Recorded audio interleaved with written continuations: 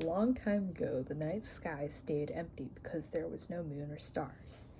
Once the sun set and its glow left the sky, humans stayed inside, ceasing their daily activities because of the lack of light. One day, during the day, when the bright glow of the sun shone all over the land, a young woman decided to go out to pick flowers. This young woman was beautiful. People spoke of her beauty hundreds of miles away and sent her lavish gifts to curry her affections. Yet she had not married, even at her age of 17. While she had received marriage proposals in the past, she rejected those men because she did not feel like they were right. This worried her parents, whom she lived with, since it seemed like their daughter would never marry if she kept being picky. But she paid no mind to their concerns. She believed that eventually the right man would come along and whisk her away and treat her wonderfully. So this girl decided to spend her day picking flowers. She did this every other day, but that day was different. The breeze throughout the valley cooled the air just a bit more. The birds chirped just a bit louder. The sun even seemed to shine just a little bit more, yet she did not feel hot. She thought nothing of it and continued picking her flowers. However, all these events were not due to chance or coincidence. They were the work of the sun goddess. The sun rode her horse-drawn chariot through the sky, bringing light to all corners of the land. From her high spot in the sky, she could see everything, and she had seen the young girl picking her flowers every other day. She had seen what had made her smile, what made her cry, and her constant rejections of marriage proposals. Little by by learning more about this young woman, the sun fell in love with her. The sun had had lovers before, and in fact had married the earth god a long time ago. But this time, it hit differently.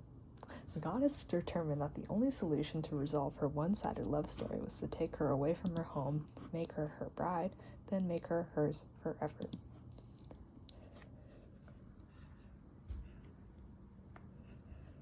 The sun knew none of this, however, and kept on picking her flowers. Suddenly, she heard the sound of an animal chewing grass and turned to look at it. She saw the most beautiful white horse that she had ever seen in her life. It looked almost heavenly. Unbeknownst to her, however, the horse was actually heavenly, since it had been sent by the sun herself to serve as a sort of transportation vehicle.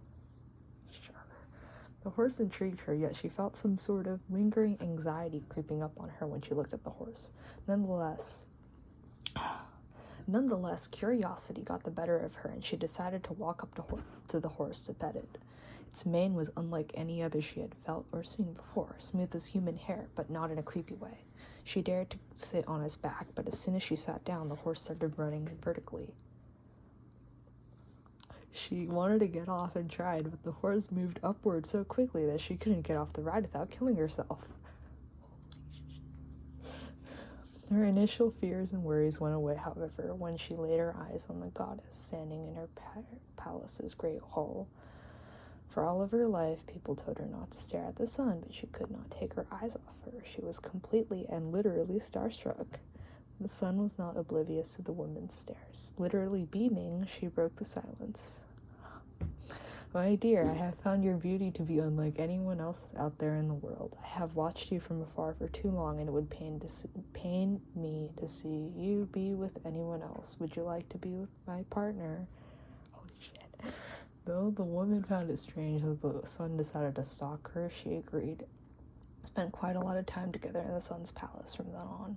Though the sun had to be gone for 12 hours a day so that she could actually shine on the earth, the woman never felt lonely since the place was constantly lit up by her lover's light. Although she enjoyed her time with the sun, the woman worried about her parents and family at home. Her abduction was sudden, and she worried about her earthly affairs. The sun wished to allow her lover to go home and tell her family, but worried about her safety. The journey to land from the sky was long and arduous, and the horse trick that she had employed earlier only worked one way. So she decided to give her gifts that she could utilize in her time of need. Take these gifts, the sun said, presenting the girl with 3 gifts: hairpins, a lavender perfume, and a bundle of violets. They may help you in case you find yourself in trouble. What does that mean? The woman asked. If I tell you any more, you won't use them correctly."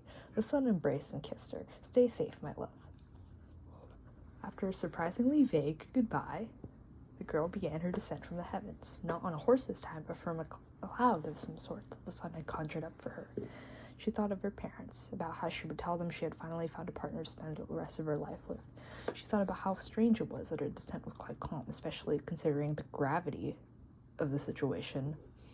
However, the earth god noticed the girl's strangely calm descent and determined that his wife had committed infidelity again. He grieved for his marriage for about the fifth time. Then spoke to his father, the sky. They both resolved to kill the girl to dissuade the sun from ever betraying his trust ever again. So the two gods started chasing after the girl in the cloud. She took notice of their pursuit, realizing why the sun was so worried about her safety. They ran swiftly after her, but before they could grab her, the girl took a hairpin and threw it at the sky. The hairpin turned into a blade and slashed a gash into his face, temporarily stunning him. Earth kept running, drawing his sword in preparation, but the girl took her violets and threw them at him as well. The violets turned into large rocks that blocked the pursuer's way. They eventually caught back up to her. Finally, with their last gift, she threw her perfume at the ground, which caused sharp glass spikes to grow underneath the soles of the gods' feet, causing them to bleed profusely.